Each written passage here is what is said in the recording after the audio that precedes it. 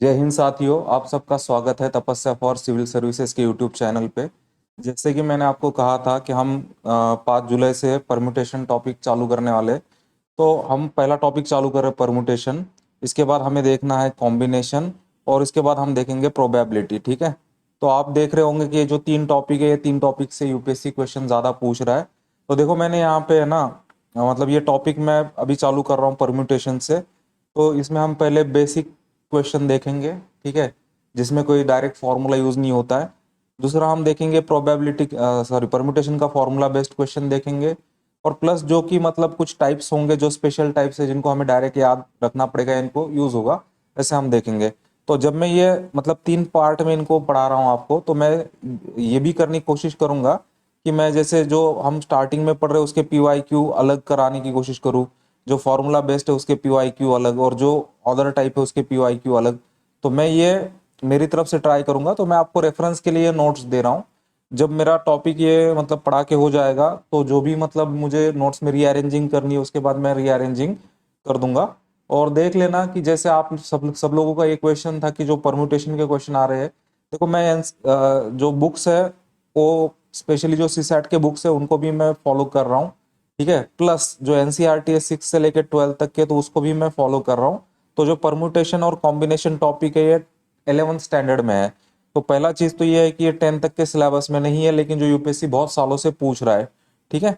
तो पहला चीज तो आप ये क्लियर कर लो कि ये 10 तक नहीं है, लेकिन फिर भी हमें पढ़ना पड़ेगा क्योंकि इसके ऊपर क्वेश्चन आ रहे हैं। तो आज हम परम्यूटेशन का बेसिक से चालू कर रहे हैं। और यहाँ पे जो मैंने ये नंबर ऑफ क्वेश्चन दिया है ना, ये परम्यूटेशन प्लस कॉम्बिनेशन के दिए हुए हैं।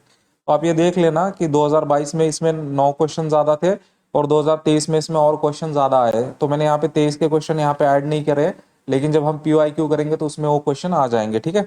तो परम्यूटेशन क्या होता है, हम इसको सिंपल वे में समझते हैं अभी। देखो अगर 2 पर्सन है, ए और बी 2 पर्सन है, तो आप इनको अरेंज कर सकते हो। देखो 2 पर्सन है, ए और बी, तो पहला अरेंजमेंट आप इनके लिए कैसे करोगे? पहला अरेंजमेंट आप ए को लिख सकते हो, ठीक है, और फिर बी को लिख सकते हो। और दूसरा अरेंजमेंट क्या कर सकते हो? बी को लिख सकते हो और ए को लिख सकते हो। तो परम्यूटेशन में क्या होता है ना, ये दोनों अरेंजमेंट को है ना अलग अलग कंसिडर किया जाता है। ठीक है। तो परमुटेशन में ये दोनों अरेंजमेंट को अलग अलग कंसिडर किया जाता है। तो परमुटेशन में ऑर्डर इंपॉर्टेंट होती है कि किस ऑर्डर में दिए हुए। नहीं तो जनरली क्या बोलते हैं हम, ए बी और बी ए क्या है, सेम ही है। लेकिन इसमें ऑर्डर इंपॉर्टेंट होती है, पहले कौन आ रहा है। ठीक है। तो परमुटेशन में आपको ऑर्डर पे ध्यान देना है। तो परमुटेशन में जैसे ए और बी है, और बाद में बी और ए है, तो इनको दो अलग अलग अरेंजमेंट की तरह लिया जाएगा। ठीक है। तो आपको याद रखना है परमुटेशन में ऑर्डर इंपॉर्टेंट होती है। तो बहुत बार कैसा होता है कि आपको यही चीज कंफ्यूज करेगी कि आप यहाँ पे सोचोगे यार ए बी और बी है तो सेम ही है, लेकिन आपको इसको 2 बार काउंट करना पड़ता है, दो अरेंजमेंट की तरह। तो परम्यूटेशन का ये बेसिक डिफरेंस है। तो हमें इसमें जो क्वेश्चन पूछे जाएंगे वो होते हैं कि आपको कोई नंबर होगा, उस नंबर को अरेंज करना होगा। ठीक है। कोई लेटर होगा, मतलब जैसे अल्फाबेट ये होता है ना, लेटर होता है। जैसे आपका समझ लो एप्पल एक लेटर है, एप्पल एक वर्ड है, उसमें जो लेटर्स है उनको अरेंज करना है। या फ्लैग के रिलेटेड कोई क्वेश्चन हो सकता है, या कोई पिन नंबर के रिलेटेड क्वेश्चन हो सकता है, जैसे आपका कोई मोबाइल का पिन है। तो ये मैं आपको अलग अलग जो टाइप है ना, जो हम देखने वाले, मैं उसका आपको यहाँ पे एक शॉर्ट में बता रहा हूँ। मतलब इस तरीके का क्वेश्चन वो आपको पूछ सकता है। और बहुत बार ऐसा होता है ना कि वो सेम क्वेश्चन है ना, बस उसमें के वैल्यू रिप्लेस करके पूछ सकता है, या फिर मतलब उसके के जैसे नंबर की बजाय लेटर डाल के पूछ सकता है। ठीक है। तो आज जो हम बेसिक कर रहे हैं वो एनसीईआरटी से है, क्लास 11th की एनसीईआरटी है। तो समझने के लिए मैंने उसका एग्जांपल एज इट इज लिया है। देखो आपके पास एक सूटकेस है, उसमें एक नंबर लॉक है, और नंबर लॉक में 4 व्हील है। आपने जैसे कभी बैग वगैरह यूज किया होगा, बैग में ऐसे व्हील होता है। तो आपको मालूम होता है वो व्हील पे नंबर कैसे होता है, 0 से लेके 9 तक के नंबर होते हैं, मतलब 0 1 2 ऐसे लेके 9 तक नंबर होते हैं। तो ये याद रखना है आपको। ये बहुत बार क्वेश्चन में ऐसे दिया जाता है आपको कि मतलब नॉन जीरो डिजिट अगर बोलेगा तो 1 से लेके 9 तक होगा। अगर जीरो भी इंक्लूडेड है तो 0 से 9 तक होगा। तो ये आपको याद रखना पड़ेगा। मतलब 10 डिजिट होते हैं, 0 1 ऐसे आप गिनोगे 9 तक तो 10 डिजिट होते हैं। तो आपको बस ये मालूम है कि फर्स्ट डिजिट आपकी लॉक की 7 है। तो बाकी के 3 कॉम्बिनेशन आप कैसे बनाओगे? तो इसके लिए आपको जो बेसिक सीखना पड़ेगा वो काउंटिंग टेक्निक है। काउंटिंग टेक्निक आपको सीखनी पड़ेगी, क्योंकि आप हर नंबर तो ट्राई करके नहीं देख सकते हो। देखो हमें है ना, मतलब हर चीज को ट्राई नहीं करना है, हम यहाँ पे मैथमेटिकली इसको सीख रहे हैं। तो यहाँ पे क्या है कि हमें बस कैलकुलेट करना है मैथमेटिकली कि कैसे हम इतने ही परम्यूटेशन बनेंगे। हम हर परम्यूटेशन को ऐसे लिख के नहीं देखने वाले कि ये बनेगा वो बनेगा। देखो जहां पे छोटी कीमत होती है ना, वहां पे आप डायरेक्ट चीजें कर सकते हो। तो काउंटिंग प्रिंसिपल सीखने के पहले हम थोड़ा सा इसका, हमें काउंटिंग का प्रिंसिपल सीखने के पहले थोड़े हम एग्जांपल देख लेंगे। देख लो, एक मोहन है, मोहन के पास 3 पैंट है और 2 शर्ट है। तो अब आपको यहाँ पूछा गया है हाउ मेनी डिफरेंट पेयर, ठीक है, how many different pair of pant and shirt can be dressed up. मतलब जो 3 पैंट और 2 शर्ट है, इसको मोहन कैसे यूज कर सकता है, ठीक है, मतलब पेयर में।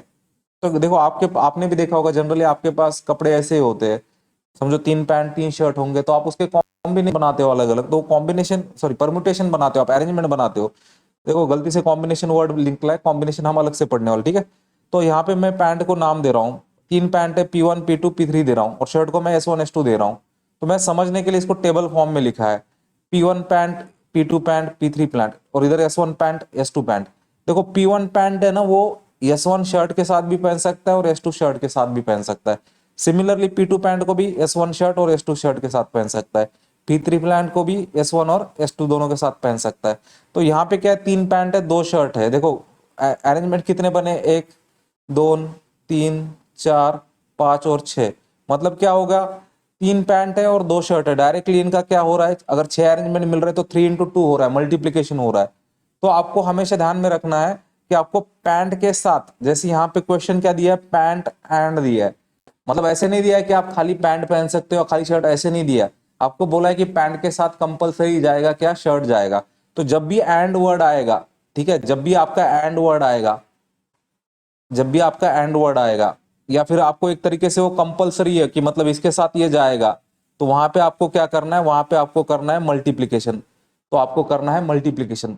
तो आपको देखो हर बार ऐसा प्रॉब्लम लिखते नहीं बैठना है, मैंने आपको समझने के लिए यहाँ पे डिटेल में रखा है। आपको एग्जाम में ना ये चीजें मुंह जबानी करनी पड़ेगी कि 3 पैंट है 2 शर्ट है, और आपको पूछा इनके पेयर कितने बनेंगे, आपको डायरेक्ट मल्टीप्लाई करना है 3 × 2। इतना बेसिक क्वेश्चन पूछेगा नहीं, आपके समझने के लिए। देखो आप में से बहुत सारे स्टूडेंट ऐसे होंगे जिन्होंने 10th के बाद मैथ छोड़ दिया होगा, या जिनका मैथ वीक होगा, तो मैंने इसके लिए जानबूझ के मैंने इन डिटेल लिखा है। देखो आप किसी भी इसमें देखोगे ना, किसी भी बुक में, तो वो जनरली ऐसे लिख देगा, मतलब 3 पैंट है और 2 शर्ट है, तो डायरेक्टली वो 6 लिख देगा, ऐसे आंसर दे देगा। तो वैसा आंसर देगा ना, तो क्या होगा,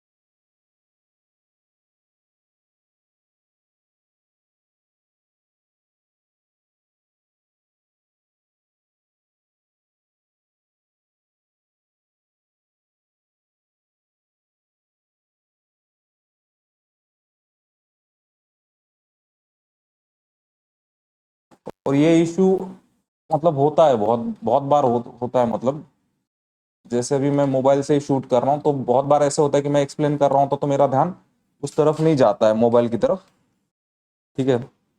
अभी जो मैं आपको एक्सप्लेन कर रहा हूँ वो जैसे इस पे होता है, आईपैड पे होता है मेरे पास, ठीक है। तो मैं आपको आईपैड से एक्सप्लेन कर रहा हूँ, बाकी मोबाइल से ऊपर शूट हो रहा है। अगर आपको बीच में वीडियो नहीं देख रहा तो आप टेंशन मत लेना।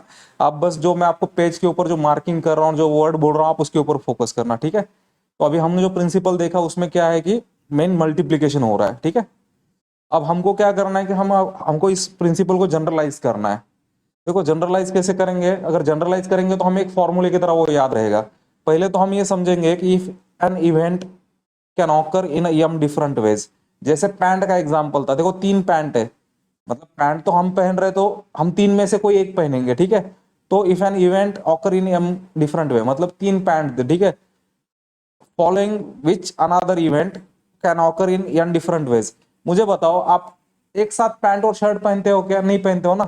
आप या तो पहले पैंट पहनोगे या तो शर्ट पहनोगे, तो दोनों में से एक पहले हो जाएगा और एक इवेंट बाद में होगा। तो यहाँ पे यही दिया है कि यम जो पहला इवेंट है वो यम वे में होता है और पहले होगा, और उसको ही फॉलो करेगा दूसरा इवेंट, वो एन वे में होगा। तो total number of occurrence, occurrence या फिर हम वर्ड यूज करने वाले आगे जाके वेज, मतलब टोटल नंबर ऑफ वेज या ऑकरेंस क्या होगा? यम इंटू एन होगा।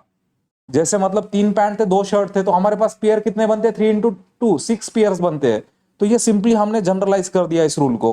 तो आपको बस इस तरीके से याद रखना है कि पहला इवेंट यम वेज में हो रहा है, ठीक है, और उसको फॉलो कर रहा है दूसरा इवेंट जो एन वेज में हो रहा है, ठीक है। देखो मैं यहाँ पे यम एन को ये कर रहा हूं, आप चीज इसको हाईलाइट कर लेना यम और एन को। तो टोटल नंबर ऑफ वेज क्या आएंगे? यम इंटू एन आएंगे। देखो यहाँ पे कंपलसरी वो फॉलो कर रहा है, ठीक है, यहाँ पे फॉलोइंग वर्ड है, ठीक है। यहाँ पे ऐसे नहीं दिया है कि आप मतलब है ना या तो पैंट पहनो या फिर बस शर्ट पहनो, ऐसे दिया है कि यहाँ पे कि आप दोनों में से एक पहन सकते हो, ऐसे नहीं दिया है। और नहीं दिया है, हमें क्या बोला है कि दोनों को साथ में पहनना है। तो यहाँ पे हमेशा ध्यान में रखना, मल्टीप्लिकेशन प्रिंसिपल हमारा कब अप्लाई हो रहा है? कि जब वहां पे एंड है, कंपलसरी है, दोनों एक दूसरे के साथ जाने चाहिए, तभी वो मल्टीप्लिकेशन प्रिंसिपल वहां पे एप्लीकेबल होगा। तो ये आपका फॉर्मूला बन गया, ठीक है। आप चाहिए तो क्या कर लेना, ये जो हमने पहला पेज देखा ना, उसका आपको नोट्स बनाने की जरूरत नहीं है। आपको नोट्स बनाना है बस इतने से चीज का, ठीक है। बाकी हम प्रैक्टिस कर रहे हैं उसके रिलेटेड। अब इसको आप जनरलाइज करोगे, अगर 3 इवेंट होते हैं, देखो पहला इवेंट एम वेज में हो गया, दूसरा इवेंट एन वेज में हो गया, तीसरा इवेंट पी वेज में हो गया, तो टोटल वेज कितने आएंगे? तीनों का मल्टीप्लीकेशन आएगा। जैसे हमने दूसरे एग्जांपल में देखा था बैग, उसके बाद हमने क्या देखा था? बॉटल, और हमने और एक चीज देखी थी वहां पे, हमने क्या देखा था? बैग, टिफिन और बॉटल देखा था। सो 3 हमने अलग अलग आइटम देखे थे, तो वो तीनों का मल्टीप्लीकेशन हो गया। देखो मैंने उतना ही बोल्ड किया है जितना आपको रीड करना है, ठीक है। अननेसेसरी आप ये बाकी चीजें पढ़ोगे ना, ये केवल दिया गया है ताकि वो सेंटेंस में मैं रिप्रेजेंट कर पाऊं। तो मैंने जो बोल्ड किया ना, आपने अगर इतना समझ लिया पहला पेज और यहां तक समझ लिया, तो आपको ये बस इतना ही देखना है कि जितना एटम दिया जाएगा, जितना इवेंट दिया जाएगा, जैसे वो फॉलो करता है वैसे हमें उसको सॉल्व करना है, ठीक है। यहाँ का शायद ठीक है। अभी हम नेक्स्ट एग्जाम्पल देख रहे हैं, अभी यहाँ से हमारे एक्चुअल एग्जाम्पल चालू हो रहे हैं जो कि एग्जाम में पूछे जा सकते हैं। तो हम पहले विदाउट फॉर्मूला सॉल्व करने की कोशिश करेंगे, जो हमने मल्टीप्लिकेशन प्रिंसिपल यूज किया उतना ही यूज करके, ठीक है। तो देखो पहले दिया आपको find number of 4 letter word with और विदाउट मीनिंग। देखो आपको मीनिंग के चक्कर में नहीं जाना है, हमें क्या देखना है? केवल अरेंजमेंट देखना है, ठीक है। तो ये तो ऐसे दिया जाएगा हर बार, तो ये लाइन का कोई इतना इंपॉर्टेंस नहीं है हमारे लिए। हमारे प्रॉब्लम सॉल्व करने के लिए ये इंपॉर्टेंट है, 4 लेटर वर्ड चाहिए which can be formed from letters. तो ये लेटर कौन से दिया आपको? ROSE, ठीक है। यहाँ पे 2 केस दिए, देखो पहला केस दिया है वेयर रिपीटेशन ऑफ, सॉरी एक ही केस दिया, where repetition of letter is not allowed. तो यहाँ पे आपको रिपीटेशन नॉट अलाउड है, ये आपका केस 1 है, ठीक है। हम 2 केस देखने वाले, एक रिपीटेशन इज अलाउड और दूसरा देखने वाले रिपीटेशन इज नॉट अलाउड। तो दोनों को सॉल्व करने का प्रोसेस अलग अलग है। तो देख लेना, हम मैंने जानबूझ के इतने को ही अंडरलाइन किया है, इतने को ही बोल्ड किया है। तो हम ये पहला केस देखने वाले, तो मैंने जब सॉल्यूशन भी बनाया ना, तो मैं ऊपर हेडिंग दिया हूं जानबूझ के, रिपीटेशन इज नॉट अलाउड। तो आपको क्लियर कट टाइप आपको समझ में आएगा। देखो हमें क्या करना है, हमें एक वर्ड बनाना है, हमें एक वर्ड बनाना है जिसमें कितने लेटर है? 4 लेटर है। तो वो 4 प्लेसेस बन गए हमारे लिए। देखो मैंने यहाँ पे ऐसे रिप्रेजेंट किया है, आगे जाके ऐसे रिप्रेजेंट नहीं करूंगा, ठीक है। कुछ जगह किया है, कुछ जगह नहीं किया है। तो आपको एग्जाम में क्या करना है ना, एग्जाम में मैंने जो यहाँ टेबल फॉर्म में सॉल्व करके दिया ना, ये आपको करने का टाइम नहीं रहेगा। आपको बस ये जो शॉर्ट फॉर्म है ना, इसमें आपको करना पड़ेगा, ठीक है। देखो सबसे पहले तो हम क्या करेंगे कि 4 हमारे पास एम्प्टी प्लेसेस है, ये आपको क्लियर होना चाहिए। अब दिए गए अल्फाबेट क्या थे आपके? ROSE। पहले चेक करना है कि ये सारे के सारे अलग है, ठीक है। अगर ये सारे के सारे अलग है तभी आप आंसर करेक्ट आएगा, ठीक है। रिपीटेशन अलाउड नहीं है ना, तो सारे के सारे अल्फाबेट भी क्या होनी चाहिए? अलग होने चाहिए। अब मैं क्या कर रहा हूं कि मेरे पास 4 प्लेसेस है, ये पहला, ये दूसरा, ये तीसरा, ये चौथा। तो मैं आपके समझने के लिए क्या कर रहा हूँ, इन प्लेसेस को मैं यहाँ पे टेबल फॉर्म में लिख रहा हूँ, पहला प्लेस, दूसरा प्लेस, तीसरा प्लेस, चौथा प्लेस, ठीक है। लेकिन जब आप एग्जाम में सॉल्व करोगे ना, आपको टेबल फॉर्म में नहीं लिखना है, आपके पास बस इतना होगा, 1 2 3 और 4 ऐसे आपको बस डैश करना है, और वहां पे आपको ओरली करना है ये सब कुछ, ठीक है। देखो पहली प्लेस कौन ले सकता है, पहली प्लेस चारों के चारों अल्फाबेट ले सकते हैं, समझ में आ गया, पहली प्लेस चारों के चारों अल्फाबेट ले सकते हैं। तो कितने वेज बनेंगे, 4 वेज बनेंगे, क्योंकि 4 अल्फाबेट है, चारों में से एक आएगा, तो 4 वेज बने।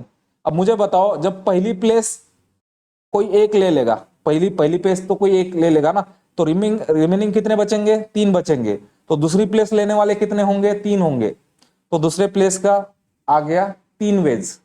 जो तीसरी प्लेस है, तीसरी प्लेस के लिए रिमेनिंग कितने बचेंगे, देखो एक यहाँ पे चला गया, एक यहाँ पे चला गया, तो यहाँ पे रिमेनिंग कितने, 2, तो आपका 2 वेज बनेगा। अब फोर्थ प्लेस के लिए देखो, यहाँ पे भी एक यूज हो गया, अब बचा कितना मेरे पास, एक ही बचा, तो फोर्थ प्लेस कौन भरेगा, एक ही भरेगा। जब आप एग्जाम में कर रहे हो ना, तो एग्जाम में आपको ये सब ओरली करना है कि पहली प्लेस कौन भरेंगे, चारों भरेंगे, दूसरी प्लेस कौन भरेंगे, तीनों भरेंगे, तीसरी प्लेस कौन भरेंगे, 2 लोग भर सकते हैं, और चौथी प्लेस कौन भरेंगे, 1 भरेंगे। और देखो हमें टोटल वेज निकालना है, टोटल वेज क्या आ रहा है आपका, ये चारों का मल्टीप्लीकेशन आ रहा है, देखो 4 3 2 1। तो जब ऐसा प्रॉब्लम दिया जाएगा ना, ये आपको एग्जाम में नहीं करना है, मैंने आपको समझने के लिए यहाँ पे डिटेल में दिया। एग्जाम में आपका इतना प्रैक्टिस होना चाहिए कि आप इसको ओरली ऐसे लिख लिख पाओ, वहां पे इतना सिंपल टाइप आएगा। तो ये कितना हुआ आपका, 12 और ये 24 हो गया, तो आपका देखो टोटल बन रहा है 24, ये आपका बना जब रिपीटेशन अलाउड नहीं है, ठीक है, जब आपका रिपीटेशन अलाउड नहीं है। मैंने आपके समझने के लिए यहाँ पे डिटेल में लिखा है, ठीक है। और अगर आपको लगता है कोई इश्यू है तो आप मुझे कमेंट में बता देना, या जैसे टेलीग्राम पे आप जैसे ग्रुप में ऐड हो, तो वहां से मुझे आप पर्सनल में मैसेज कर देना कि आपको क्या समझ में नहीं आया या क्या इश्यू आया। क्योंकि देखो ये टॉपिक बहुत ज्यादा इंपॉर्टेंट है और बहुत आसान है, ठीक है, और मैं इसको स्लोली ही करा रहा हूँ, और उसका मैं रिपीटेटिव प्रॉब्लम भी बहुत करा रहा हूँ, ठीक है। देखो केस 2 क्या है, वही क्वेश्चन है, बस हमने क्या बोला है, repetition is allowed, repetition allowed है। तो रिपीटेशन अलाउड है, इसका मतलब क्या है कि आप एक अल्फाबेट को कितनी बार भी यूज कर सकते हो। तो मुझे बताओ, पहली प्लेस भरने के लिए कितने लोग हैं, फिर कितने अल्फाबेट है, ROSE, 4 अल्फाबेट है, मैं चारों के चारों यूज कर सकता हूं। अगर मेरे पास रिपीटेशन अलाउड है, तो मैं फिर से क्या कर सकता हूं, सेकंड प्लेस के लिए भी मैं चारों यूज कर सकता हूं, सेकंड प्लेस के लिए भी मैं चारों को यूज कर सकता हूं। आप समझ रहे हो। देखो जब रिपीटेशन नहीं था तो क्या हो रहा था, जब रिपीटेशन अलाउड नहीं था तो क्या हो रहा था, अगर एक को मैंने यहां यूज कर लिया तो मेरे पास 4 में से एक गया, नीचे 3 ही बचेंगे, तो ऐसे एक अल्फाबेट कम होते जा रहा था। जब रिपीटेशन अलाउड है तो मैं चारों के चारों यूज कर सकता हूं बार बार, थर्ड के लिए भी चारों यूज कर पा रहा हूं, फोर्थ के लिए भी चारों यूज कर पा रहा हूं। देखो रिपीटेशन का भी बहुत आसान है।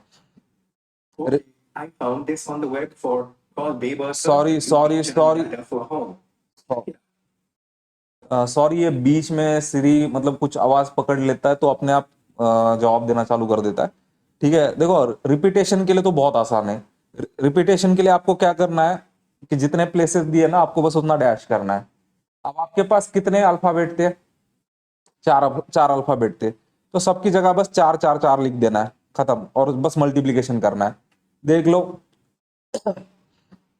यहाँ पे मैंने लिखा है, देखो पहला प्लेस भी 4 लिखा, दूसरा भी, तीसरा भी और चौथा भी, चारों प्लेस में 4 4 4 लिखा और मल्टीप्लाई कर दिया, कितना आ गया आपका, 256 आ गया। तो ये क्वेश्चन करना बहुत आसान है, ठीक है। तो रिपीटेशन का तो और आसान हो जाता है। जब आपने ये टाइप सॉल्व करी होगी ना, तो आपको लिटरली ऐसा है कि एग्जाम में आपको ये सब टेबल बनाने की जरूरत ही नहीं है। जब आपको ये बता होगा ना रिप्रेजेंटेशन कैसे हो रहा है, रिपीटेशन में क्या करना है, नॉन रिपीटेशन में क्या करना है, तब आपको ये सब करने की जरूरत भी नहीं है। देखो ये एक अगला टाइप है, ये फ्लैग का टाइप है, ये भी एग्जाम में बार बार पूछता है, और अभी इस साल भी पूछा था। तो इसमें क्या है ना, इसमें थोड़े से मतलब 2 3 ही टाइप है, उनको ही बड़ा बड़ा के पूछता है वो, ठीक है। तो आज हम फ्लैग का देखने वाले हैं, ठीक है, और इसके बाद इसके ऊपर जो PYQ होगा वो अगले क्लास में हो जाएगा, ठीक है। अब इसमें क्या दिया आपको कि 4 फ्लैग दिए हैं अलग अलग कलर के, ठीक है, और इसमें क्या बोला गया है, how many different signal can be generated, बोल रहा है कि आप कितने सिग्नल जनरेट कर सकते हो, और कंडीशन क्या दी है, जो सिग्नल होगा उसमें केवल 2 फ्लैग लगाने। मतलब आपके पास कितने एम्प्टी प्लेस है, देखो 2 फ्लैग लगाने सिग्नल में, 1 और 2, आपको 2 ही वैकेंट पोजीशन है। आपके पास वैकेंट पोजीशन कितनी है, 2 ही है। देखो पहली बात तो एक रिपीटेशन इज नॉट अलाउड, ठीक है। दो फ्लैग यूज करने मतलब दो वैकेंट पोजीशन है, ठीक है। देखो हमारे पास टोटल फ्लैग कितने थे, देखो हमारे पास टोटल फ्लैग कितने थे, चार। तो पहली पोजीशन में हम चारों में से कोई भी यूज कर सकते हैं, तो हमारे पास वेज कितने बने, चार। अब चार में से कोई पहली पोजीशन भर देगा तो बाद में रिमेनिंग कितने बचेंगे, तीन। रिपीटेशन इज नॉट अलाउड, ठीक है। देखो पहले तो ये चीज आपको इधर फोकस करना है, रिपीटेशन अलाउड है कि नहीं है। तो रिपीटेशन इज नॉट अलाउड है, तो आपके पास रिमेनिंग कितने बचे, तीन फ्लैग बचे। तो 4 × 3 कितना बना आपका, 12 बना। तो आपके लिए कितना मतलब रिक्वायर्ड था सिग्नल का, जो भी आंसर था 12 था। तो ये क्वेश्चन तो ऐसा है कि जो अगर आपको पहला क्वेश्चन समझ में आ गया तो वही रिपीटेशन है। देखो अभी नेक्स्ट क्वेश्चन है, आपको वो पूछ रहा है how many 2 digit even numbers can be formed from the digit, ये दिया आपको, ठीक है। 1 2 3 4 5 if digits can be repeated. देखो यहाँ पे उसने खुद बोला है कि आप रिपीट कर सकते हो। देखो रिपीटेशन अलाउड है, तो मैं सबसे पहले तो ये देख रहा हूं कि क्वेश्चन में रिपीटेशन अलाउड है कि नहीं है। तो देखो मेरे पास 5 डिजिट है, तो एक तरीके से वो 5 वेज हो गए मेरे पास। अब मेरे पास दो वैकेंट पोजीशन है, मेरे पास कितने वैकेंट पोजीशन है, दो वैकेंट पोजीशन है। लेकिन अब आपको सबसे इंपॉर्टेंट चीज है, देखो टू डिजिट नंबर है, तो एक टेंस प्लेस होगी और एक यूनिट प्लेस होगी।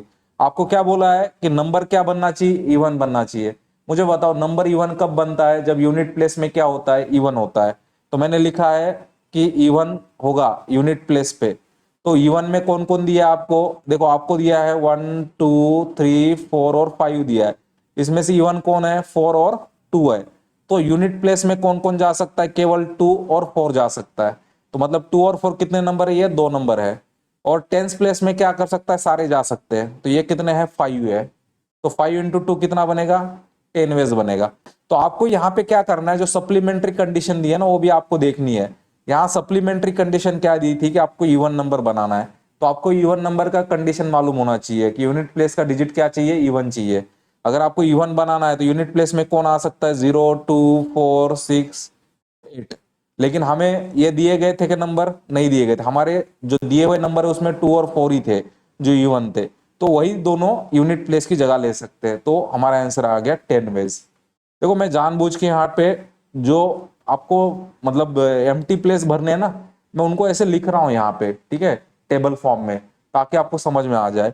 आपको एग्जाम में ये ओरली करना है, तो एग्जाम में आप ओरली तब कर पाओगे जब आपको ये चीज समझ में आ जाएगी और आप इसका प्रैक्टिस करोगे, ठीक है। देखो प्रॉब्लम सॉल्व करने का मैं तरीका एकदम सिंपल रख रहा हूँ। पहले मेरा काम है कि मुझे प्रॉब्लम में क्या पूछा गया मैं देख रहा हूँ। पहले देख रहा हूँ मैं रिपीटेड पूछा गया है कि नॉन रिपीटेड पूछा गया है। तो पहले तो आप वो क्लेरिफाई कर लो। उसके बाद आप ये देखो कि आपको कितने एम्प्टी प्लेस भरने हैं। देखो कुछ जगह पे क्या होगा कि आपको 2 डिजिट नंबर, 3 डिजिट नंबर या फ्लैग दिया जाएगा, आप समझ रहे हो, या कोई अल्फाबेट दिया जाएगा। तो हमें बस ये देखना है कि हमें एम्प्टी प्लेस कितने भरने, उसके अकॉर्डिंग हमें बाकी कंडीशन को फुलफिल करना है। अब देखो आपको नेक्स्ट पूछ रहा है, सिग्नल का ही पूछ रहा है, लेकिन ये प्रॉब्लम लंबा बनेगा, क्यों।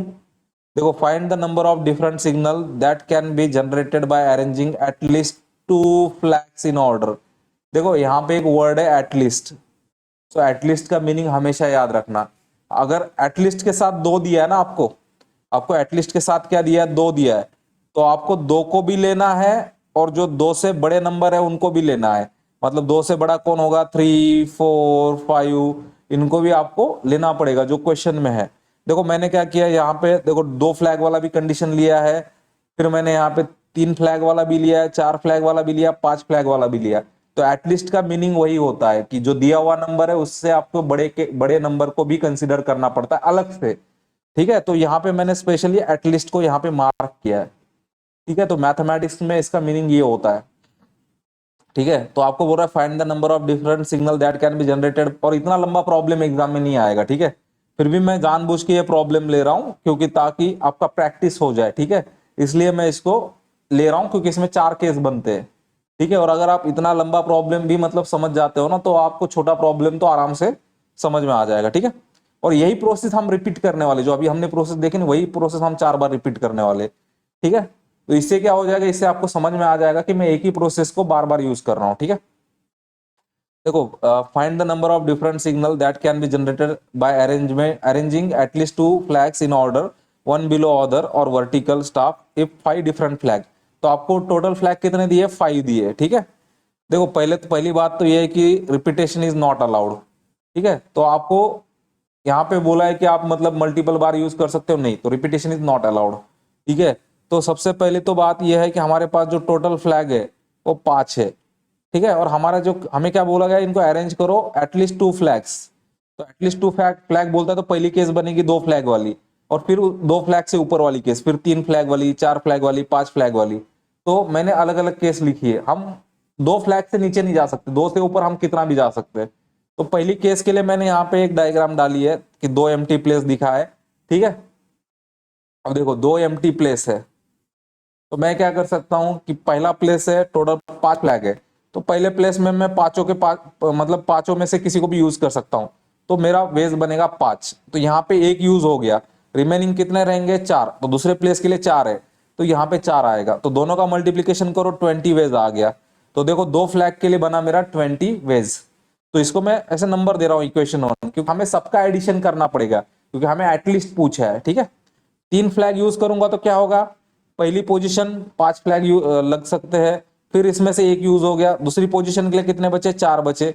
ठीक है, और यहाँ पे एक और यूज हो गया, तीसरी पोजीशन के लिए कितने बचे, 3 बचे। ठीक है, अब ये तीनों का मल्टीप्लीकेशन कर लो, जब 3 फ्लैग यूज करो तो 60 वेज बन रहे। ठीक है, मतलब 60 तरीके से आप बना सकते हो। जब मुझे 4 फ्लैग यूज करने हैं तो पहली पोजीशन क्या होगा, पहली पोजीशन के लिए मैं पांचों के पांचों यूज कर लूंगा, यहाँ एक यूज हो गया। सेकंड पोजीशन के लिए मेरे पास 4 रिमेनिंग है। ठीक है, तो यहाँ पे मैं 4 में से किसी को भी लगा सकता हूँ, यहाँ पे एक यूज हो गया। थर्ड पोजीशन के लिए मेरे पास 3 रिमेनिंग है, तो 3 वेज बने, यहाँ पे एक यूज हो गया। फोर्थ के लिए मेरा क्या है, बचे 2। ठीक है, तो ये 2 बचे। अब मैं इनका मल्टीप्लीकेशन करूंगा, ये 120 वेज बने जब मैं 4 फ्लैग यूज करता हूं। तो अब 5 फ्लैग के लिए मुझे सेम रिपीट करना है, पहले प्लेस के लिए 5 फ्लैग लगेंगे, एक यूज हो गया, तो यहाँ पे 5 वेज आ रहे। दूसरी पोजीशन के लिए 4 रिमेनिंग है, तो 4 वेज बनेंगे, यहाँ एक यूज हो गया। ठीक है, देखो आप देख लेना कि मैं कितना मतलब आराम से पढ़ा पा रहा हूं या कितना जल्दी पढ़ा पा रहा हूं। क्यों, क्योंकि जैसे ये नोट्स में मैं जो आपको बता रहा हूं, बस आप उतने पे फोकस करोगे तो आपका भी वो क्वेश्चन जल्दी सॉल्व हो जाएगा। थर्ड में क्या हो रहा है कि मेरे पास 3 रिमेनिंग थे, तो 3 वेज बन गए, अब यहाँ पे एक यूज हो गया। चौथे में क्या होगा, मेरे पास 2 ही बचे थे, 2 में से मतलब 2 तरीके से मैं यूज कर सकता हूँ, यहाँ पे एक फ्लैग ही लगेगा, तो एक बचा, तो रिमेनिंग एक है, एक वेज बना। इन सब का मल्टीप्लीकेशन करो 120 वेज। लेकिन हमें ये पूछा गया कि बस 2 फ्लैग के लिए निकालो, 3 फ्लैग के लिए निकालो, 4 फ्लैग के लिए नहीं, हमें पूछा है एटलीस्ट 2 फ्लैग के लिए कितना होगा। तो हमें ये जो जितने केसेस बन रहे ना, सबका हमें एडिशन लेना पड़ेगा। तो हमारे यहाँ पे 4 केसेस बन रहे थे, और 4 केसेस के हमने यहाँ पे अलग अलग वैल्यू निकाले थे, तो उन सबका आप एडिशन करोगे तो आपका आ गया 320 वेज आ गया। देखो इतना लंबा प्रॉब्लम नहीं पूछेगा, बस ये आपके प्रैक्टिस के लिए था। और अगर देखो अगर पूछता है, क्योंकि यूपीएससी क्या कर रहा है, यूपीएससी बस सिंपल तरीके के क्वेश्चन नहीं पूछ रहा है, और एक तरीका है आगे आएगा वो, तो यूपीएससी कॉम्प्लिकेट करके भी पूछ रहा है। तो वहां पे आपको बहुत बार ऐसा होता है कि 2 बार आपको कैलकुलेट करना पड़ता है अलग अलग, और फिर उसका एडिशन या सब्सट्रैक्शन आपको करना पड़ता है। तो आप ये समझ लो कि यूपीएससी बहुत बार सिंपल क्वेश्चन भी नहीं पूछ रहा है आजकल, वो थोड़ा सा डिटेल वाला भी पूछ रहा है। तो इसलिए मैंने आपको ये एटलीस्ट वाला केस भी करा दिया, जो कि एनसीईआरटी के बुक में ही था। हम जो ये क्वेश्चन देख रहे हैं ना, 11th के एनसीईआरटी के ही क्वेश्चन है, बस ये जो टेबल वगैरह मैंने पुट किया है ना, या जो मैंने अरेंजमेंट किया वो मैंने किया है। ठीक है, मतलब आपके लिए वो सिंप्लीफाइड वे में रखा है। ठीक है, देखो अब नेक्स्ट है, अब आपको देखो how many 3 digit numbers can be formed from digits. ठीक है, 1 2 3 4 5, एज्यूमिंग पहले तो रिपीटेशन वाला केस अलाउड है, दूसरा केस है रिपीटेशन नॉट अलाउड। देखो ये 2 ही केसेस है, मैंने जानबूझ के यहाँ पे रखे हुए। तो हमारे पास कितने एम्प्टी प्लेस है, देखो पहली चीज तो ये समझ लो, हमें 3 डिजिट नंबर बनाना है, तो 3 डिजिट नंबर के लिए हमारे पास कितने एम्प्टी प्लेस होंगे, 3 एम्प्टी प्लेस होंगे। ठीक है, और हमारे पास जो डिजिट दी गई है वो कितनी दी गई है, 5 डिजिट है। कौन कौन सी, 1 2 3 4 और 5। देखो पहला vacant place, second vacant place, third vacant place. मैंने क्या बोला था, जब रिपीटेशन होता है तो सिंपल है कि कितने दिए आपको, यहाँ पे 5 डिजिट है, तो 5 वे, आप उनको बार बार यूज कर सकते हो। तो सेकंड के लिए भी 5 वे में बनेगा, थर्ड के लिए भी 5 वे। देखो टोटल वेज कितना आया, 5 5 5, मतलब सेम है, मतलब 5 को बस यहाँ पे डाल दो 3। ठीक है, ऐसे 5 डिजिट है तो 5 5 5 लिख दो। ठीक है, 125 आ जाएगा। देखो रिपीटेशन जब होता है ना और इतना सिंपल क्वेश्चन पूछा जाता है, तब डायरेक्ट आप आंसर मुंह जबानी भी निकाल सकते हो। ठीक है, अब आपको दिया रिपीटेशन इज नॉट अलाउड। ठीक है, देखो 3 प्लेस है आपके पास, तो पहला तो हमेशा क्या होगा, पहले के लिए सारे अवेलेबल है, तो 5 डिजिट है तो 5वें बन जाएगा। अब पहले के लिए कोई ना कोई यहाँ पे फिल हो गया तो रिमेनिंग बचेंगे 4, तो 4 जो दूसरा है उसके लिए 4 बचे हैं। अब यहाँ पे भी एक यूज हो गया कोई। अब जो तीसरा है तीसरे के लिए 3 रिमेनिंग है, यहाँ पे 3 आ गया। देखो 5 4 3 आपका आ गया 60 वेज। तो ये आपके दोनों केसेस हो गए सिंपल। देखो ये सिंपल क्यों हो रहे हैं, आप सोचोगे कि मतलब मैं भगा रहा हूं, मैं भगा नहीं रहा हूं। मैं स्टार्टिंग से आपको जो सिखा रहा हूं ना, रिपीटेशन नॉट रिपीटेशन, मैं उतने तक ही लिमिटेड रह रहा हूं। मैं उससे ज्यादा दिमाग यूज ही नहीं कर रहा हूं। बस ये है कि मैं उस प्रोसेस को मतलब रिलीजियसली फॉलो कर रहा हूं कि रिपीटेशन में क्या होता है, सारे के सारे मैं यूज कर सकता हूं हर बार। और जहां रिपीटेशन अलाउड नहीं वहां पे क्या होता है, एक एक बार वो कम हो जाता है। जैसे मैंने पहले के लिए 5 यूज कर ले तो दूसरे के लिए 4 ही बचेंगे। अगर मैंने दूसरे के लिए यूज कर लिया तो तीसरे के लिए 3 ही बचेंगे। ऐसे वो एक कम हो जाता है। ठीक है। अब देखो और एक बार पूछा, 3 डिजिट पूछा है, लेकिन क्या पूछा है, इवन नंबर बनाना है। देख लो कंडीशन यहाँ पे ऐड करके रखी है, क्या बोला है, इवन नंबर बनाना है, केवल 3 डिजिट नंबर नहीं बनाना है। Can be found from digit, ये देखो 6 डिजिट दी है आपको। If digit can be repeated, repetition allowed है, रिपीटेशन अलाउड है। देखो पहला चीज तो आप समझ लो कि आपको ये इवन नंबर बनाना है, तो ये 100 प्लेस है, ये आपका टेंस प्लेस है, यूनिट प्लेस है। यूनिट प्लेस में क्या होना चाहिए, अगर इवन नंबर बनाना है यूनिट प्लेस हमेशा इवन होना चाहिए। तो आप जल्दबाजी में क्या कर दोगे, आप बोलोगे कि सर ने बोला रिपीटेशन अलाउड है तो जितने डिजिट है लिख दो 666, और आप बोलोगे सर मैंने कर दिया, मेरा आंसर गलत आया। क्यों गलत आया, क्योंकि यहाँ पे एडिशनल कंडीशन है, केवल रिपीटेशन अलाउड वाली कंडीशन नहीं है, यहाँ पे इवन वाली भी कंडीशन ऐड कर दी है उसने। तो यहाँ पे 2 कंडीशन है, केवल रिपीटेशन वाला होता तो आपका आंसर करेक्ट आ जाता, लेकिन यहाँ पे इवन वाली कंडीशन ऐड करिए। तो देखो 100 वाला प्लेस है वो कोई भी ले सकता है, उसका 6 आ गया। 10th प्लेस में कोई भी ले सकता है तो उसका 6 आ गया। लेकिन अब देखो 1, ये आपका नंबर दिया आपको 1 2 3 4 5 6, इसमें इवन कौन है, केवल 2 4 6 है। अगर आपको इवन नंबर बनाना है तो यूनिट प्लेस को इवन डिजिट से लिखना पड़ेगा। वो कौन कौन है, 2 4 6 है, वो कितने हैं, 3 ही है, तो इसलिए ये 3 बना। तो ये कंडीशन इंपॉर्टेंट है। तो जब देखो आप जब आपने इतने प्रॉब्लम सॉल्व कर लिया ना, तो ये नया टाइप आ गया, इसमें एडिशनल कंडीशन है, तो आप इसको यहां पे मार्क कर लेना। ठीक है, ये ताकि आपको समझ में आ जाए कि हम मेथड तो एक ही है लेकिन ये एडिशनल कंडीशन है। तो यहाँ पे केवल हम इवन डिजिट ले रहे, तो देखो 6 6 और ये 3, आपका आंसर आ गया 108। अगर आप यहाँ पे ध्यान से नहीं पढ़ते और यहाँ पे भी आप 6 लिख देते तो आपका ये बन जाता, मतलब आप लिख कितना कितना लिखते, अगर ये 36 बन जाता तो आपका ये 6 बनता, 18 बनता, और आप 216 मार्क करके आते, जो कि आपका गलत आंसर होता। ठीक है, तो आपको ये फोकस करना है कि यहाँ पे एडिशनल कंडीशन क्या दी है, इवन डिजिट बोली है। ठीक है, अब देखो नेक्स्ट क्या है, आपको बोला है 4 लेटर कोड बनाने को, और क्या बोल रहा है कि फर्स्ट 10 लेटर यूज करने इंग्लिश लैंग्वेज के, और बोला है नो लेटर इज रिपीटेड। देखो पहली बात तो मैंने ये मार्क कर लिया, रिपीटेशन नॉट अलाउड। देखो एग्जाम में भी आप ऐसे ही फॉलो करो प्रोसेस। ठीक है, क्योंकि क्या होता है मालूम है ना, देखो एक आप प्रोसेस फॉलो करते हो ना मैथ में, उसका हो जाता है प्रैक्टिस, और जब बंदे का प्रैक्टिस हो जाता है ना, और जब वो प्रोसेस फॉलो करता है तो उसका आंसर भी क्या हो जाता है, करेक्ट आ जाता है। क्यों, क्योंकि आपने एक प्रोसेस फॉलो करी है जिसका आपको बहुत प्रैक्टिस हुआ है, आपका कॉन्फिडेंस है उसमें, तो ऑटोमेटिकली आप जब सेम प्रोसेस से आप अप्रोच करते हो उस टॉपिक के प्रॉब्लम को, तो आपका कॉन्फिडेंस बहुत हाई रहता है और आपका ज्यादातर करके क्वेश्चन का आंसर सही हो जाता है। और इसमें आपका जो बचता है ना, वो बचता है आपका टाइम बचता है, आपकी एक तो स्पीड बहुत अच्छी हो जाती है। ठीक है, तो यही आपको करना है कि जितना हो सके हम प्रोसेस सेम रखने की कोशिश करेंगे। ठीक है, क्वेश्चन का वो फॉर्मेट बदल देगा लेकिन हमारी प्रोसेस सेम रहेगी। तो देखो पहले तो 4 लेटर कोड है, तो हमारे पास 4 वैकेंट प्लेस है, तो 10 अल्फाबेट है, तो मैंने यहाँ लिखे है, ये आपको लिखने की भी जरूरत नहीं है। ठीक है, मैंने बस ये लिखे कौन कौन से अल्फाबेट है, आपको लिखने की भी जरूरत नहीं है। देखो आपको तो अब ये टेबल भी बनाने की जरूरत नहीं है। क्यों, क्योंकि मैंने आपको क्या बोला है कि जो आपके पास 4 एम्प्टी प्लेसेस है, देखो पहली प्लेस कौन भरेगा, 10 में से कोई भी भर सकता है। अब अगर पहली प्लेस में 10 में से कोई एक यूज हो जाएगा तो दूसरी प्लेस के लिए कितने बचेंगे, 9 बचेंगे। अगर दूसरी प्लेस में कोई यूज हो जाएगा तो तीसरी प्लेस के लिए कितने बचेंगे, 8 बचेंगे। तीसरी प्लेस में एक यूज हो जाएगा कोई भी, तो इसके लिए 7 बचेंगे। देखो यही लिखा हुआ है, तो आपका डायरेक्ट आंसर आ जाएगा। देखो यहाँ पे मैंने पहले मार्क कर दिया है, क्या मार्क कर दिया है, रिपीटेशन नॉट अलाउड। तो रिपीटेशन नॉट अलाउड है तो ये आपका डायरेक्ट आंसर आ जाएगा। अगर रिपीटेशन अलाउड होता तो आप क्या बोलते, पहली प्लेस के लिए भी 10 यूज हो जाते, दूसरी के लिए भी 10, तीसरी के लिए भी 10 और चौथी के लिए भी 10, ये ऐसे आपका आंसर हो जाता। तो देखो एक ही टाइप है, घुमा फिरा के वही चल रहा है। अगर आपको फोकस समझ में आ गया क्या करना है, तो ये आपको लिखने की भी जरूरत नहीं है, मैंने आपके समझने के लिए ये चीज लिख के दी है। जिस दिन आपका प्रैक्टिस हो जाएगा, रिपीटेशन नॉट अलाउड और रिपीटेशन अलाउड, तो आप ये चीजें ना ये डायरेक्ट कर पाओगे।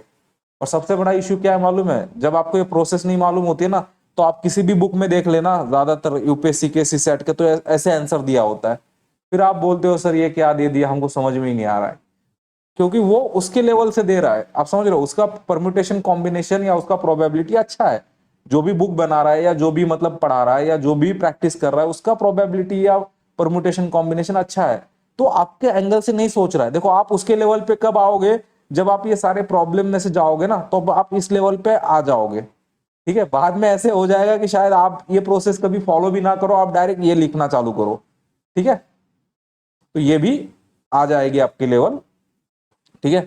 अब देखो यहाँ पे क्या बोल रहा है, 5 डिजिट टेलीफोन नंबर है, ठीक है, उसमें आपको बनाना है 0 से लेकर 9 डिजिट तक आपको यूज करना है, लेकिन आपको यहाँ पे कंडीशन दे रहा है। देखो मैंने पहले बोला एडिशनल कंडीशन क्या दे रहा है, नंबर चालू हो रहा है आपका 6 7 से, और क्या बोल रहा है, 9 digit appear more than once, basically वो बोल रहा है रिपीटेशन नॉट अलाउड। देखो भले वो 5 डिजिट का नंबर है, लेकिन वो चालू किससे हो रहा है, देखो वो 5 डिजिट का नंबर है एक, ठीक है। अब मैं समझने के लिए लिख लेता हूं, कितने डिजिट का नंबर है वो, 5 डिजिट का नंबर है, लेकिन क्या बोला है, चालू 6 7 से हो रहा है। आपके पास वैकेंट डिजिट कितनी बची, आपके पास वैकेंट बची 1 2 और 3 ही डिजिट बची वैकेंट, और उसने क्या बोला, रिपीटेशन अलाउड नहीं है, तो आप 6 और 7 को यूज कर सकते हो क्या, 6 और 7 को आप यूज ही नहीं कर सकते हो, तो आपने 6 और 7 को यूज कर लिया पहले ही, ठीक है, आपने 6 और 7 को यूज किया हुआ है। आपके पास 0 से लेकर 9 तक कितने डिजिट थे, टोटल 10 डिजिट थे, उसमें से 6 और 7 यूज हो गए आपके, तो आपके पास बचे कितने डिजिट, 8 डिजिट बचे केवल। तो हम उन 8 डिजिट के एंगल से ही सोचेंगे, ठीक है, नहीं तो बहुत बार गलती क्या हो जाएगी यार, पहला 10 डिजिट दूसरा 9 डिजिट। इसलिए मैं बोल रहा हूं आपको ये जो एडिशनल कंडीशन है ना, आप इसको मार्क कर लेना, क्योंकि वो एडिशनल कंडीशन डाल के ही आपको प्रॉब्लम देगा, ठीक है, या नहीं देगा तो आपको देखना पड़ेगा। तो 3 प्लेसेस है, उनको फुलफिल ये करेंगे नंबर्स, इसमें से मैंने 6 और 7 को हटा दिया है, तो कितने डिजिट है, 8 डिजिट है। देखो पहला तो फिक्स हो चुका है 6 से, दूसरा भी फिक्स हो चुका है 7 से, ये तो फिक्स है, वन वन वे में फिक्स हो गए। अब थर्ड फिल करने के लिए मेरे पास कितने बचे, 8 डिजिट बचे, 8, फिर चौथे एक डिजिट कोई यहाँ यूज हो जाएगी, चौथे के लिए कितने बचेंगे, फिर 7, एक यहाँ यूज हो जाएंगे, और फिफ्थ के लिए कितने बचेंगे, 6। देखो ये पहले वाले की लिखी है, सेकंड वाले की लिखी है 1 1, ये थर्ड वाले की, फोर्थ वाले की, फिफ्थ वाले की, सिंपली आपने मल्टीप्लाई करना है, आ जाएगा 1 multiplied by 1 multiplied by 8 multiplied by 7 multiplied by 6, ये आपका आ जाएगा 56 इंटू 6 336। देखो मैंने ये उन लोगों के लिए लिखा है यहाँ पे जिनका मैथ मतलब स्ट्रांग नहीं होता है, या फिर मतलब देखो किसी का मैथ भी स्ट्रांग हो ना, वो directly 8 multiplied by 7 multiplied by 6 ऐसे आंसर नहीं लिखता है 336, कोई भी नहीं लिखेगा, वो 8 इंटू 7 करेगा 56 आएगा, फिर उसको 6 से मल्टीप्लाई करेगा। एग्जाम में भी जनरली हम ऐसे ही करते हैं, इसीलिए मैंने उसी तरीके से उसको लिखा हुआ है, ठीक है। और मैंने आपको पहले भी बोला हुआ है कि आपको सीसैट अगर आराम से क्वालिफाई करना है, आपको मिनिमम 60 क्वेश्चन अटेम्प्ट करना है, तो 60 क्वेश्चन आप तभी अटेम्प्ट कर पाओगे जब आपका मतलब मैथ है वो स्ट्रांग हो जाएगा, ठीक है, और आपकी स्पीड बढ़ेगी, और स्पीड आपकी तभी बढ़ेगी जब आप उसको प्रैक्टिस करोगे, ठीक है। अभी हमारा नेक्स्ट क्वेश्चन है कॉइन रिलेटेड। देखो कॉइन वाले इसमें क्या बोला है, अ कॉइन इज टॉस 3 टाइम्स, देखो 3 बार उसको टॉस किया है, और क्या पूछ रहा है, आउटकम रिकॉर्ड किया है, और पूछ रहा है कितने आउटकम बनेंगे, मतलब कितने वेज में। तो हम जब भी कॉइन टॉस करते हैं ना, हम केवल दो ही देखो हम जब कभी एक कॉइन टॉस करेंगे, हम केवल 2 आउटकम लेते हैं उसके, एक हेड लेते हैं एक टेल लेते हैं। वो जो आपको दिखता है ना ऐसे कॉइन खड़ी हो गई मिट्टी में वगैरह, ये हम लेते नहीं है मैथ में, ठीक है। हम मैथ में बस उतना ही लेते जितना सर्टन होता है, हेड या टेल। देखो जब मैं पहली बार कॉइन को टॉस करूंगा तो क्या आउटकम क्या आया, हेड और टेल आया, तो 2 बार हो गया। सेकंड टाइम के लिए भी सेम आउटकम आएगा, वो भी 2 बार होगा। थर्ड के लिए क्या आएगा, 2 बार होगा।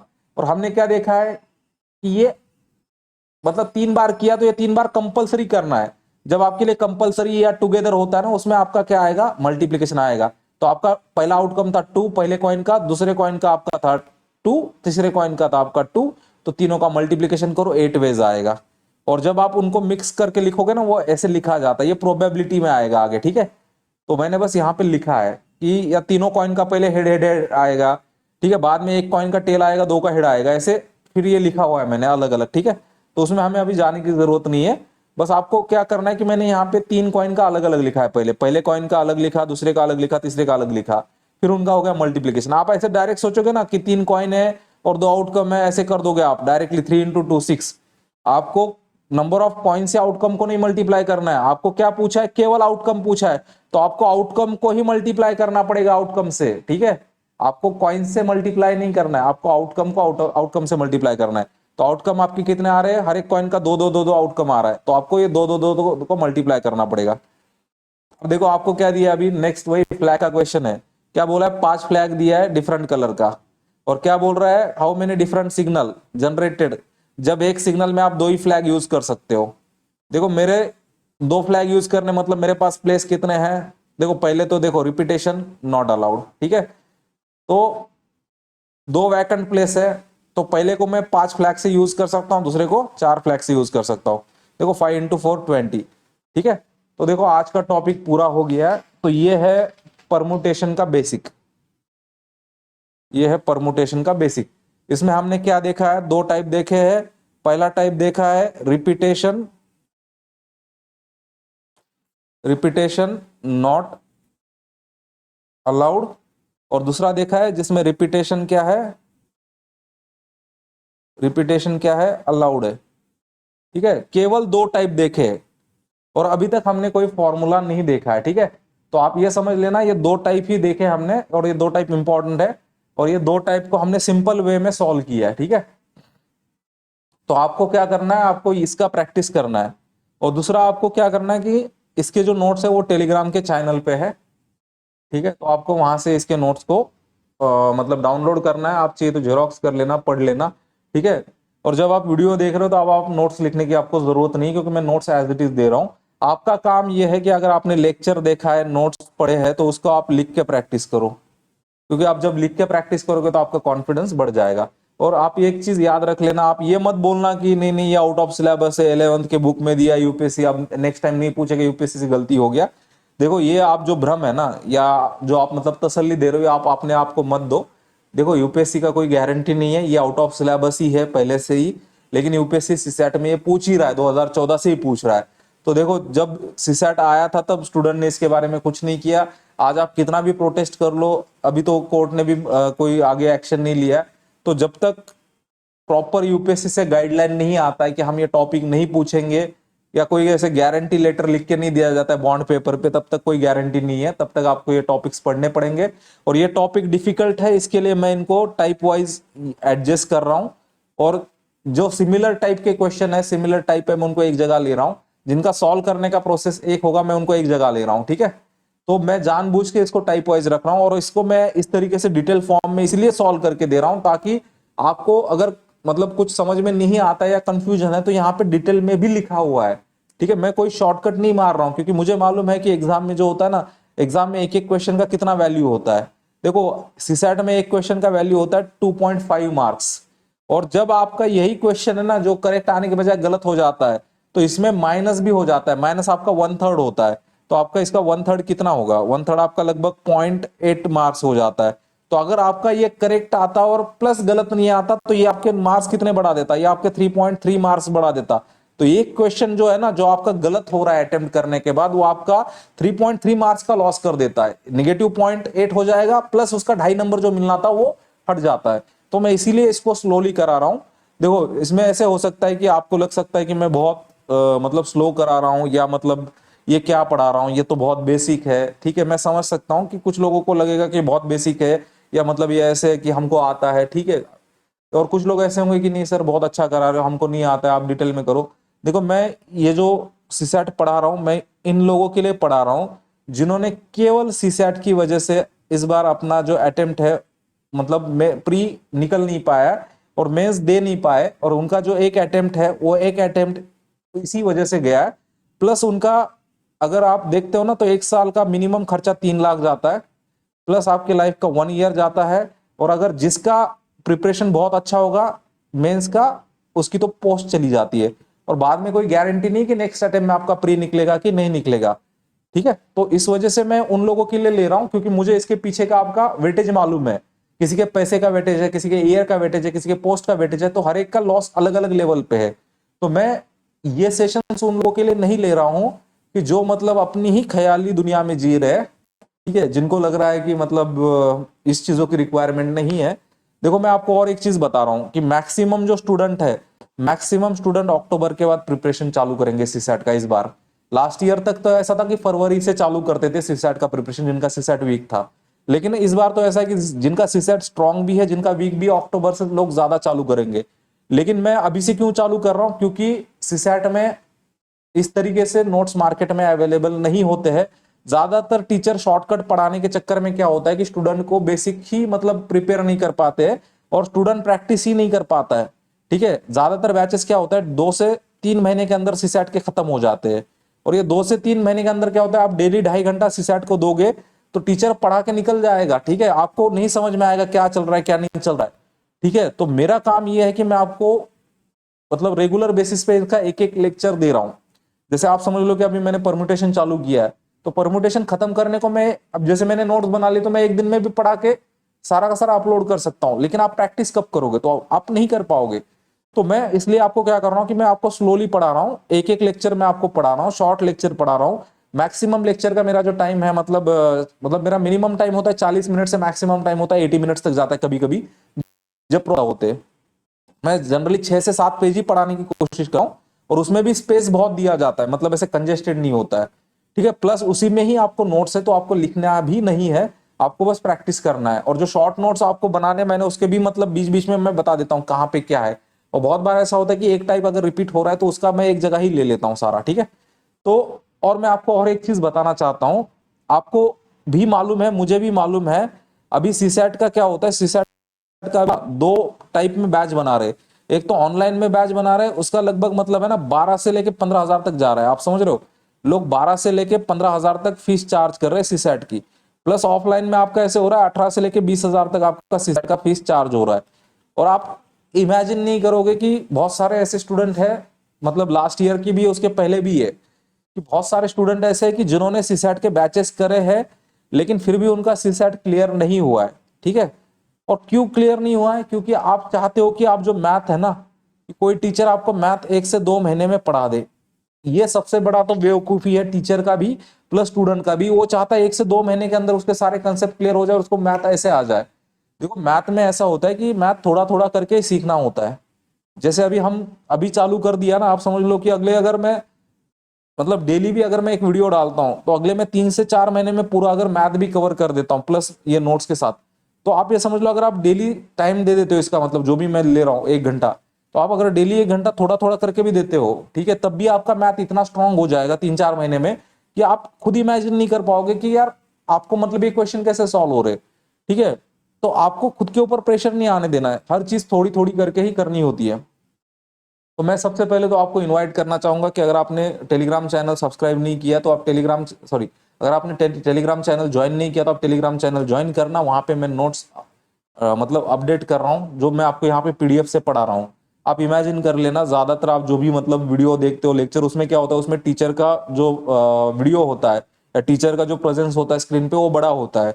और मेरे इसमें मैं क्या कर रहा हूँ कि नोट्स का प्रेजेंस बड़ा रख रहा हूँ। क्यों? क्योंकि मुझे आपको नोट्स समझानी है, ना कि मुझे आपको मेरी पर्सनालिटी दिखानी है अभी। ठीक है, तो मेरा इंटेंशन ये है कि आपका फोकस नोट्स पे रहे और कंसेप्ट पे रहे। ठीक है, तो आप टेलीग्राम चैनल पे मैं यही सेम नोट्स डाल रहा हूँ और मैं इसी से पढ़ा रहा हूँ और ये मैं खुद नोट्स बना रहा हूँ और मैं इसको अरेंज भी कर रहा हूँ, एडिट भी कर रहा हूँ। तो मैथ के टाइपिंग में टाइम लगता है, एडिटिंग में टाइम लगता है। ठीक है, तो बीच में मैंने जो गैप लिया था अब उसमें परम्यूटेशन के नोट्स मेरे लगभग पूरे हो चुके हैं। ठीक है, तो अभी हम परम्यूटेशन जो चल रहा है अब उसको कंटिन्यू रखेंगे। तो आपका काम ये है कि अगर आपने टेलीग्राम चैनल ज्वाइन नहीं किया तो टेलीग्राम चैनल ज्वाइन करना। उसकी लिंक मैं वीडियो के कमेंट बॉक्स में दे दूंगा और डिस्क्रिप्शन में भी दे दूंगा। और दूसरा, आपने अगर यूट्यूब चैनल सब्सक्राइब नहीं किया, यूट्यूब चैनल सब्सक्राइब करना। और सबसे इंपॉर्टेंट चीज ये है कि आपके जितने भी मतलब फ्रेंड सर्कल में दोस्त है, आप खुद उनको इन्वाइट कर लेना टेलीग्राम ग्रुप से। ठीक है, टेलीग्राम ग्रुप से आप उनको इन्वाइट कर लेना और जो यूट्यूब का चैनल का लिंक है आप उनको शेयर कर देना। ठीक है, तो आज की वीडियो यही पूरी करते हैं।